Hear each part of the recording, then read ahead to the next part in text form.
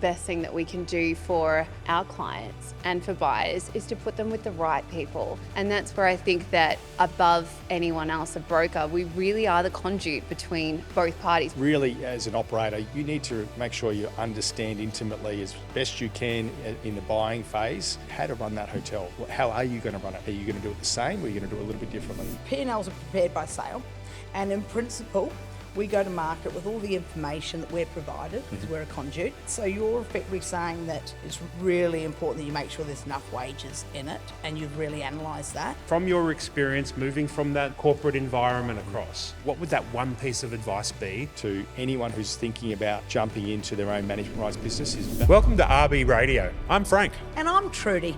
Join us as we explore the very exciting world of the accommodation industry. We're going to walk you through the ever-evolving landscape of hotels, motels, caravan parks and management rights, but more importantly, the communities and the stories that underpin them all. From market trends and expert predictions to the personal success stories and many lessons learned, we're going to cover it all. Join us and let's embark on this journey through the weird and wonderful world of the accommodation industry together. Ladies and gentlemen, welcome back to RB Radio. My name's Frank Matus and we've got a very special episode today.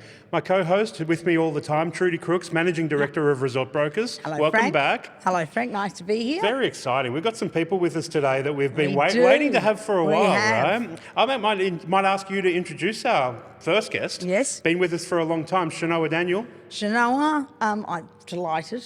Shanoa's been with us 10 years. A quarter of the time that Resort Brokers has been going. And can I tell you, not only is she the most glamorous, but also, all joking aside, the best. Always can't have favourites, but We can have favourites. There are have favourites. No, but definitely one of the best management rights agents we've got in the company. But further than that, in the entire industry. It started with us up in North Queensland. North Queensland is an interesting market because it's heavily weighted. There's always more supply than demand because a lot of people just can't handle the weather. The businesses show great returns. And Shanoa's the same. She moved straight back to the Sunshine Coast. Exactly, Yeah. but that's where she cut her teeth, and that's where you really learnt the ropes. And I think all the things you need to do to be successful there, chase every buyer. You know, you don't have the luxury of having 20 buyers like you do in the Sunshine Coast. So you were hugely successful there, and then you've come down and taken over the Sunshine Coast from Glenn Miller, who's one of our longest standing agents who has been with us for a long time and is close to retiring, and you've been hugely successful. Now you would definitely sell more than any other broker on the Sunshine Coast. You sell all the glamorous stuff, as you should. So delighted to have you with this lovely lady. I am very excited. I've been waiting for this moment. I'm not going to lie. It's here. Shanoa, I do love a welcome. microphone and the sound of my own voice. And just to add to the gravitas that you bring to us, you've brought one of your biggest and best clients with you today. We're very, very happy to host Winston Hall, Managing Director of Seabreeze Resorts. Winston, welcome to RB Radio. Thanks for coming. Yes, Thank you guys. we are Great so to be here and excited. very humbled to be here. So yeah, look forward to chatting today. Can't wait. Excellent. Well, we've got a bunch of stuff. I'm going to leave it to you guys to sort of take it away from here because Winston, you've got a sort of a unique set of experience that you'd like to share with our listeners today. And, you know, about how you got yourself into management rights from the corporate hotel space and what opportunities potentially can lie for people who are in that space and trying to thinking about different ways to do it and to support our industry as we sort of head full speed ahead towards the Olympics. We need to grow this industry, don't we? Absolutely. Look, you know, super important. And again, thanks for being here today. And look, I guess my journey started really when I left school. And, you know, I was a little bit of a backstory, but I wanted to be a Top Gun fighter pilot after watching Top Gun. And I changed schools and I went and did physics and maths and all these courses to go. You actually followed through on your dreams. Full on. I was dead set, He wanted committed to be Tom be a Cruise. pilot, right? Well, you're probably a bit tall for that as well. Like, you know, I think... I was okay. Yeah. I was okay. I was on the taller side, but I was okay for it. But anyway, I went down this pathway. 6 months in, I realised physics was not my jam. No. It was just not my language. So I had to work out what I wanted to do. I I was really grateful that I met this educator who came to do a presentation at the school about hospitality and hotels, right? And she ignited the fire that still exists today. And it's been an awesome journey. And so I went to a hotel school when I left school, and that's how I sort of landed in the industry. And that then evolved without going through every detail of my past, but I ended up in management rights working for Outrigger Hotels and Resorts, and then that became Mantra. It was bought by Mantra. Right. When Hotels was and that? Resorts. That was 2007. Yes. There was a big amalgamation with the industry, and there was a Gold Coast company called MFS. You may remember, assembled what became Mantra, and it was like 7 or 8 large hotel companies they assembled within 2 to 3 years. So it was a pretty full-on time. Big acquisition period. Huge. And I was caught up that as an employee and a manager of some North Queensland hotels up in Port Douglas. I love that part of the world. And did you guys meet there? Did you guys first meet in the North Queensland? So, everything collides back on the sunny coast. It does. And unfortunately, no, I'm sure we would have had plenty of fun in Port Douglas back in those days. Yeah, the old Carnival. It was one of the best parties in town, the old Carnival. Absolutely. So Winston, you stepped into the corporate side of running accommodation assets early on in the piece. Talk to us a little bit about how working in those corporates then led you into the management rights space. Yeah, great. No, look. I guess my career, you sort of focused on your career, you're growing a family, growing your income base, and so I was really focused on taking on bigger hotels, taking on a bigger remit of hotels. So I had that opportunity with Mantra, and then Mantra was bought by Accor in 2018, and I enjoyed that journey with Accor. And it was just look, there was so many great experiences, but what took me to jumping into Seabreeze Resorts and starting our own business was really driven by a family decision. So I've got 2 older kids, 2 beautiful kids to a previous marriage. I married my wife, Francesca, in 2019, and then we had our first child together in 2021. And that was a real catalyst for me to make a decision to jump into management rights in my own business and become an investor and operate our own hotels. Given the experience I've had with very large corporate companies, the motivation was around being at home with my family. I had 72 hotels with Accor, across Queensland, northern New South Wales, Hawaii, New Zealand, Northern Territory. So travelling a lot. You just imagine the meeting schedule, the time and energy and headspace that it takes up. It's pretty substantial. Yeah, there's still only 24 hours in the day despite the 72 hotels, right? Correct. So if you're going to work that hard, you should do it for yourself. Absolutely. Yeah, so there was that, right? Because there was a number of different examples over the time where we had a busted property. It wasn't performing well. We really focus on the performance of that hotel. We build the strategy, we turn it around within a year to 2 years. And the value that's attributed to that individual business was substantial, and that planted the seed in my head. Well, if we can do this for a company, what about if we do it myself and add value in, and I've got my own investment and own skin in the game. And that had been around for a number of years. The catalyst was my family, having a baby. I wanted to be home. And then I spoke to a mate of mine and said, look, I'm thinking about this. I'm ready for a bit of a change to jump out of corporate, jump into my own business. How do I do it? And that was then the next step was meeting Paul Grant from Mike Phipps Finance. He's a legend, and that meeting really was transformative, because then it was I've got a lot of experience in operations and running hotels and running teams, but in terms of acquisitions and starting my own business, it was all fairly new to me, right? And daunting, right? Correct. By the end of your career with Mantra, they could have put you anywhere, and you would have known that you can turn it around, because the fundamentals of being good in this industry are quite simple. If you genuinely like people, so they probably were sailing you in when they needed the most talent, right? So you could do that with your eyes shut, but when it's your own and your own money and your own livelihood, it's got a whole nother level of anxiety. But this is where management rights, and Shanoa, maybe you can talk a little bit about this. You were saying to us off camera, Winston, that when you came into this, you had that operational experience, but you gave you some backing to have the associates and the people that you've surrounded yourself with, that gave you the confidence to step into this by talking to people like Paul Grant and the people that work in this industry as specialists. Shanoa, tell us Absolutely. that, your experience of those people Definitely. around Paul, Winston. did you meet? Had you bought some? We before started, you met? I think we were working on Breeze in Mooloolaba. So initially Glenn Miller was Yes. our key point of contact, but I got to meet Shanoa, I think, around that time. Actually, Glenn was away. When we settled Breeze, you came in with a big bottle for us. I was not expecting it. I was in my shorts and I was running around settling this new property and I'm boarding everybody. And next week we had to get a photo for social media with lovely Shanoa. I think I'd met you before then, but that was one of my first memories of Shanoa. Absolutely. And I think the difference between you coming into this space compared to a lot of other potential operators that we meet is you had 23 years in a corporate background, 23 years of having an income, a solid salary. It's a big step to transition for anybody to go from being a wage-paying job to stepping in and backing yourself to going, okay, I'm going to buy my own business. I'm going to step into this. And for you, you're really lucky that the background that you have it just meshed so beautifully with what you guys have created now. Like, you're moving on to your 7th asset in how many years? 4 or 5 years? 2 and a bit.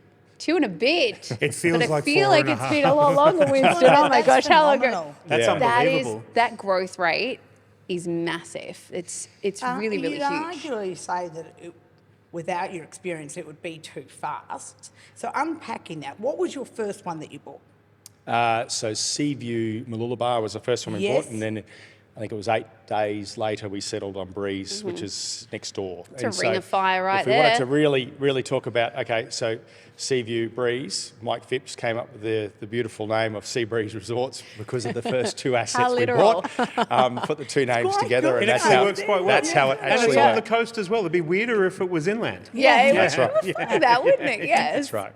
So look, that's so look, yeah. I mean, I guess the thing is, if I can stress that, coming out of a corporate environment like I did with the experience I'd fortunately had, I still, there was like you touched on, Frank, the confidence to go and do this and embark on this journey. It's like a lot of risk associated with it. You're putting your own money into it.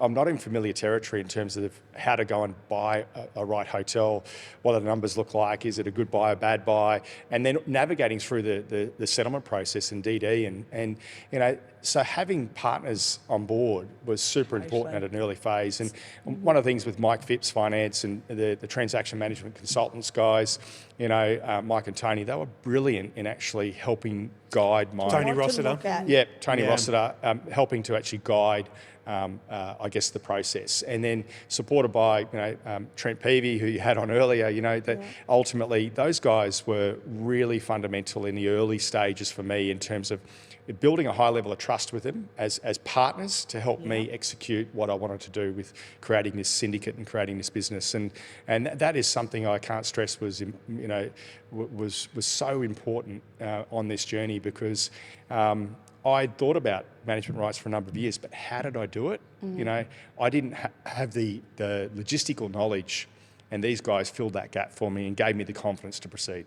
And It's something we bang on about all the time, don't All we, the Shanoa? time. Like All with the time. not even on air and on camera, but the ability to take that step is so supported by the industry because the Yes. relationship that we have, because it's a small industry, we're trying to grow it. That's our purpose of being here today, is to encourage people to come in because it seems daunting, but it's accessible. But Absolutely. to do that, you need the right people around you. Because you don't know what you don't know. Yeah. So And I you think- bought, sorry. I think it's the best thing that we can do for our clients and for buyers is to put them with the right people. And that's where I think that above anyone else, a broker, we really are the conduit between both parties. We're really the only conduit between You're both the only parties. person who can speak to all parties once under Exactly. contract. Exactly. And if we're not doing that, we're not doing our job. And part of that begins with the moment that we meet someone who wants to buy that asset, making sure that they are with the right people, like your Mike, like your Trents, because by having that community around you and supporting you during that transaction, it gives you the confidence that you're going to succeed. And I know whenever we're brokering a deal, we always go into that transaction hoping that the buyer is going to be successful, and we want them to invite us in for a coffee We 2 do, months and we later. want to sell you in and we want to sell you out. Absolutely. But even with your experience, right, because you probably have more than almost anyone I can think of, right?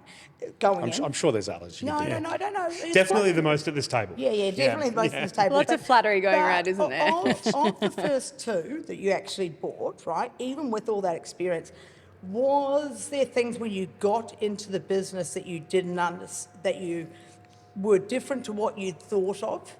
You know, were there things from the first two that the next business you looked at, you spent more time looking at before you proceeded? Yeah, look, probably the one thing from a buyer's perspective is really drilling into the payroll that's associated with obviously how that particular business runs, and really focusing on, we understand the methodology associated with preparing a P&L for sale purposes, right? Yeah. But really, as an operator, you need to make sure you understand intimately as best you can in the buying phase how to run that hotel. How are you going to run it? Are you going to do it the same, or are you going to do it a little bit differently? The fact of having Seaview and Breeze right beside each other, that gave us obviously an immediate efficiency in terms of payroll. The So there was economies always of scale for correct. running Yes. the operational Correct. elements So there of was the an business. immediate opportunity for us to see materialise value by the fact that we actually had a side-by-side. Now, it was quite, it was very fortunate that those two properties came up in a similar time frame and were able to buy successfully both individually. But, that was obviously the attractive piece to us, was that... So just for the audience, right, because I can't stress out they're not as experienced as you. When you say that, so P&Ls are prepared by sale, and in principle, we go to market with all the information that we're provided, because we're a conduit, and you then go to contract, or a buyer goes to contract on the assumption that everything you've been provided is true and accurate, and then through the DD process, you get it checked. And so then we get figures done for sale, and in that they should just be taking out all costs that are personal to them, except like cars, phones for the children, things that people might run through the business that might not be essential, but we all do. But the wages, because there is the industry, to compare apples with apples, there's a two-person management team that's added back, right? That does mean that effectively wages can be taken out, which is unusual, right? So you're effectively saying that it's really important that you make sure there's enough wages in it, and you've really analysed that? Yes, absolutely. Yes. Because, look, just use the example, if you've got a managed property, so if you've got a vendor that's got a managed property, got a fully staffed team, go through the process, you pull out two people for the two-person management team that you remove from the P&L for sale purposes, but then the actual owner of the business is actively involved in managing the body corporate, or managing those relationships, and the time invested from that owner who's not on a payroll, who's not going through the P&L. You need to understand that piece, because there could be a material bit of time attributed to that which you need to account for, and who's going to do that? Yeah. Is it going to be your manager, or is it going to be you? Who's going to do it? But Looking someone at it needs to from do a it. holistic view, that everything needs to be done here, and no one's doing it for free. Yeah, That's of right. course. And I guess this is Absolutely. the overlap that happens between a very corporatised business in the management rights space to traditionally where management rights sort of started, which is through the eyes of a two-person management team. Correct. And they're not dissimilar, they're just different ends of the same spectrum. It's bigger buildings. even- really, And so that eyes of the two-person management team is something, what you're getting at, I think, Winston, is that it needs to be really looked at independently as well, Absolutely. especially as the businesses become larger. Yeah, I But think I it's also one piece of advice. If you're looking at buying management rights as a buyer, really look hard at that piece and understand it really intimately, because you may not make the best decision if you don't understand the payroll required to run that business. If you didn't have both of them, do you think you would have cut yourself short? If you didn't have two of them together, like because you got an instant efficiencies, is that why you feel like it was so fortuitous that you were able to settle on them so quickly? I mean, look, I don't. Sorry, think so. maybe that's No, a bit of a maybe that's a bit of a personal question. No. I think it was just fortuitous that we had two Oh, vendors you just that were got the motivated to opportunity, sell right. at that time. The opportunity and just and came coincidentally those deals were coming together at the same time. time. And so it was really, and then obviously, as soon as that started materialising as an opportunity, we then, when we were crunching our numbers, we were looking at, okay, well, look, this does make commercial sense, because you've got an efficiency immediately. The economies of scale are as soon as you hitting do the two. immediately. The risk is if we didn't settle one.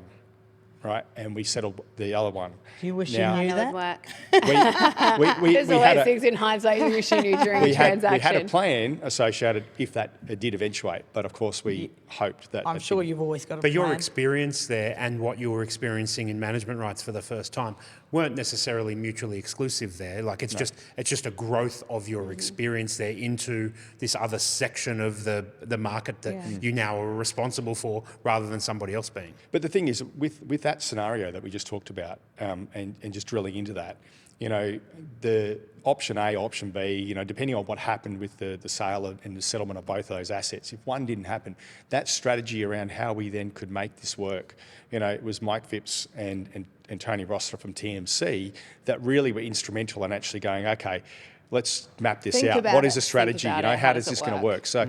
So we had a bit of a plan before we actually made all of the final commitments at the end of the day as to how we would make this work, and that is the critical piece. You know, having those experts on board Without with a you doubt. to help guide you making the best decision. Also, they guide you, because if you had gone in eagerly and thought, I'm capable to run these two, I've run many more, right? It's the fact that they will have given you confidence to negotiate anything that pops up that makes a commercial difference, because you would have just wanted both. So it's invaluable, right? Yep. Isn't it? And outside eyes are invaluable. So Absolutely. then, what was your third one?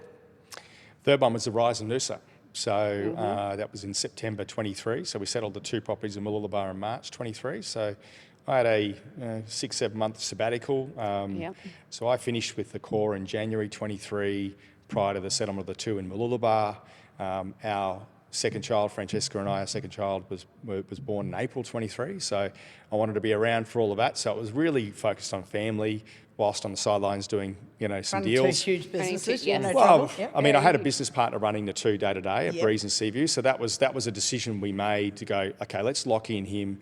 I'm gonna come into the business at some stage down the track. Yep. At that time when we made that decision, I didn't know where exactly I would land and where it was going to be and which deal it was going to be. So it was a bit of a leap of faith, but I had confidence in that we were on the right journey, and I'd committed to this particular plan, and I wanted to be home with the family. So Which is one of the things that this industry does give when it's your business, to give you that flexibility. And that sort of moves us into what I know when we're talking off camera, Winston, one of the things that you'd like to communicate to our audience is some of the pathways that to expand our industry and bring good people into it, and how to take people who might be working in that corporate space like you and explore management rights as potentially an option to get more involved.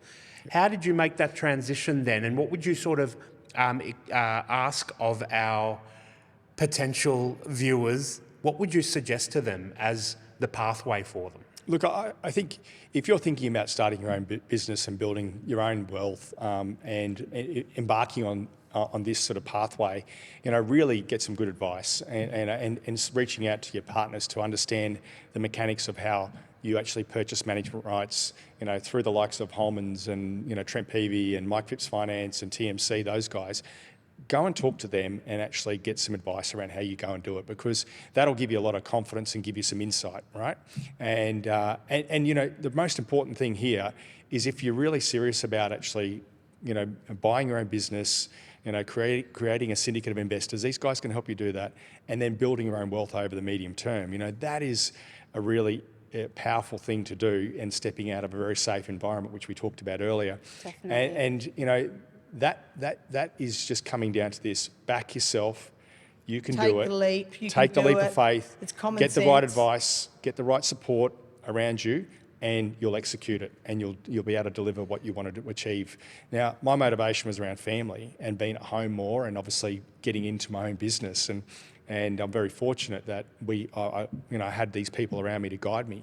But that's the advice that I give to anyone who's thinking about jumping into their own management rights business: is back yourself and get the right advice and support around you so you can make the right decisions. And there's good opportunities for that, Shanoa. great There's great opportunities. opportunities. Tell us about your experience in specifically Sunshine Coast, but it does extend across Southeast Queensland specifically, doesn't it? It does. And look, in my 10 years, the shift that I've seen in buyers has been dramatic.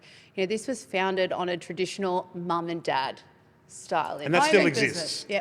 Yeah, It was Yeah. always, mum and dad were done their corporate jobs. They've decided they're going to buy somewhere to live and they're going to buy a home and they're going to buy a business and have that income. And the change that I've seen, particularly coming from far north Queensland, where it still is a lot more mum and the dads. buildings are smaller. Absolutely. Yep, the the price buildings are point's lower. smaller, Yep. the price point's more affordable to get into. Coming to Sometimes the your returns can be Much better. attractive. Yeah, much better. Absolutely. Port Douglas at the moment, 3 months, you're going to get absolutely smashed, make 90% of your income, and the rest of the time you go fishing. Jokes, but Yeah, I'm sure Leah would be just completely supportive of your Boom, position. absolutely. There. This No, is how it's she okay. became such a good Yes, fisherwoman. we can tell. I do love my fishing. But anyway, off the record. But I think moving to the Sunshine Coast, it's so much more corporate.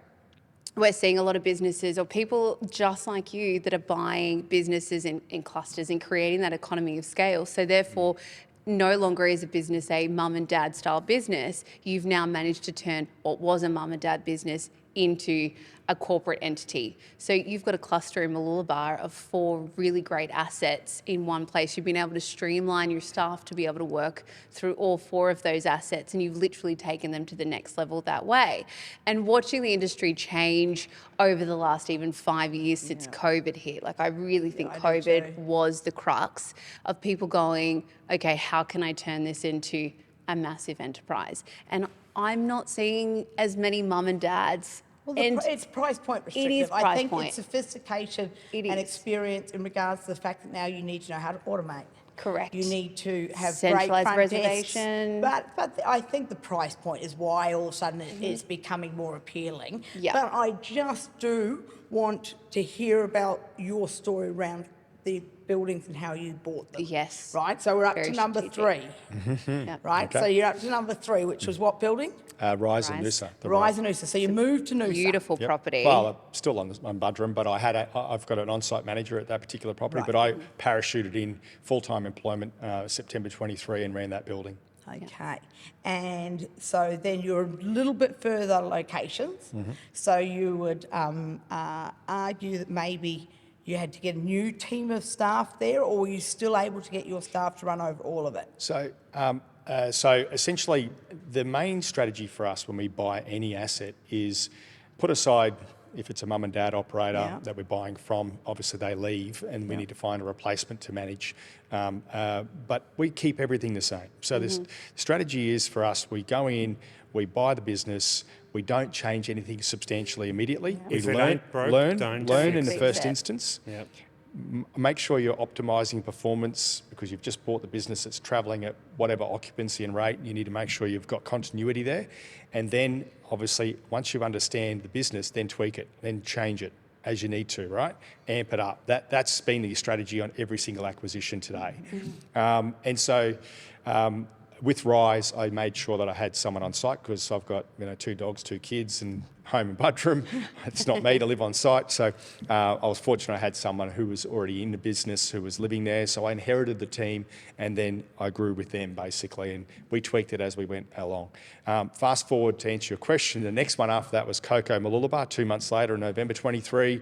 And I was heavily involved with Shanoa on that particular transaction. Went really well, really smoothly, great asset, and it's right behind the other 2 in Mooloolaba. So in terms of synergy again, it was just great timing.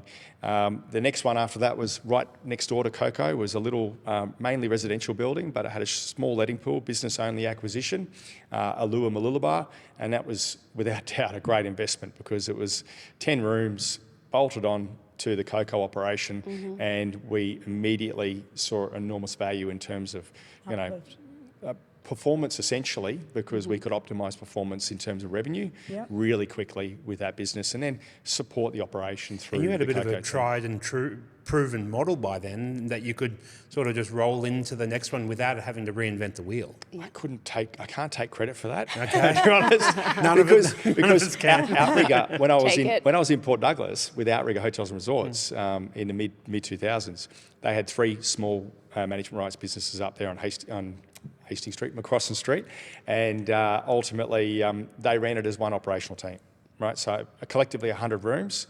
and one team, one general manager, which was my time as my first GM gig, and basically with one team servicing all 3 sites. So you understood it from that perspective. That's what gave you the knowledge, which is kind of the theme of what we're talking about today, is how you take that corporate experience and extrapolate it out into being able to run a management rights And most business. people don't have this direct experience, but they're lucky. So you're up to number 4, 5. So that was Alua Mooloolaba was number 5.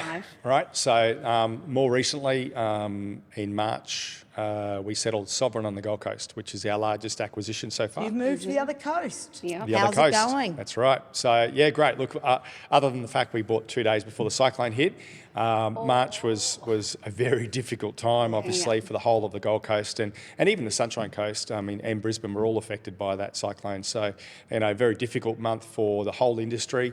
But come April, the place is firing and exceeded last year. Last year's performance in April, and May has also finished ahead of last year by around 13%. So, look, it's going well. I've got a lot of experience from my previous roles with Gold Coast market. It is a highly competitive market, it is also a great market and is also very consistent when it comes to demand. There's a lot of supply coming on over the coming years, but I see that as a good thing. As an opportunity for a variety of things. Is the supply investment supply? I thought most of the new supply would be owner-occupier supply, bigger units. Yeah, there's definitely going to be a lot of owner-occupiers, but there's going to be a bunch of investors that will do short stay, right? So Airbnbs or whoever they decide to do it. Right, of course it is. So it's still a competitor. There's still always an increase in stock. Just if I move to the Brisbane market to give you my thoughts on that, because that is a target for us. Is to hit we'll Brisbane. cut that out because obviously we don't need any other agent talking to you about Brisbane. But we know that. Thank you. However, do we have some opportunities for you? Mention that you're exclusive. Like I said at the start, edit as you need to. But look, that market, it's really interesting because, we saw in my previous experience the short stay accommodation when COVID hit. Obviously, we saw a movement to permanent rentals because that's the way that owners were going to get an income. And essentially, with the housing crisis in the first home buyers, there's a lot of movement still happening in terms of occupying what may have been historically a short stay accommodation. Now, we've got incredible demand in Brisbane, and the short stay stock that's available is, quite limited. And I think this market in Brisbane will continue to be a strong performer for the medium term, and probably all the way to beyond the end. That's a really, really good way. Unfortunately, we could be here all day talking about this. Winston, to round us out, I'm going to ask you for the one piece of advice for the people. Apart from associates. Sorry, apart from associates, apart from the team that you've got, good call, Trudy, because we talk about that a lot. However, from your experience moving from that corporate environment across, what would that one piece of advice be to people that are like, oh, geez, what Winston's saying is got some, there's some traction there. This is making sense to me. What should I do here? What's that one piece of advice? You need to back yourself. Okay, really back yourself, because, like I said, you got to go to the associates and their partners, but you need to back yourself. Have a plan. Think about what you want to achieve from that plan personally, because that's your motivator. That's what gets you out of bed in the morning. My plan was motivated by family, right, and obviously being around more for the kids and my wife. And what is the plan and what motivates that plan? And if you understand that, just back yourself and get on with it. Love that. That's a hell. Chanel, what would you say if I asked you the same question? What's that one piece of advice? Well, that's exactly what I say to buyers all the time. Back yourself into something. Like, go into your business knowing that you can do it. And that's the thing with management rights. If you really break it down, it's mostly about being able to have relationships. Would you say that? 98% of it is having relationships, Winston. Yeah, 98%, Chanel, is all about relationships with all of your stakeholders. And 2% is being able to manage those relationships. Absolutely. But, if you're not in a position that you can have good relationships and you can deal, because let's be honest, we deal with all different personalities all day, every day as an on-site manager. Not only, especially in the short stay space, you've got to deal with holiday guests and manage their expectations. Then you have to deal with chairmen, and they're always a good time, and our bodies corporates. And that's a lot of relationships, like 6 buildings at the moment that you've acquired. That's, 7 people on a committee. Someone do the maths really quick. That's a lot of personalities That's you're dealing with. 475 relationships. That's a quite lot. amazing. That's a lot of relationships Guys. that Winston's having to have. Unfortunately, we're out of time. We're going to have to We get you are. back again. We're actually going to do a second part to this First interview. time we've done this, Trudy. First time, because I don't think we've even touched the surface. We've only got the I don't introduction think so. really done, and I think we can really get into the nitty-gritty of how you guys Yeah. get these deals done. We talked about the corporate side and the progression to it, but now how do we do it? Exactly, and Yep. exactly. A deep dive into some of your negotiations. So watch out for part 2. Part 2. Because it's going to be very interesting. Thank you so much. Winston You're a Hall, legend. thank you very and much the for joining fabulous us. Shanoa. Of Thank course. you. Thank you for joining us on RB Radio. Thanks, guys. Appreciate it. Thank you for joining us at RB Radio. If you enjoyed the insights from this episode, we'd love your support with a 5-star review on Apple Podcasts and Spotify. Stay connected with us on all social media platforms at Resort Brokers.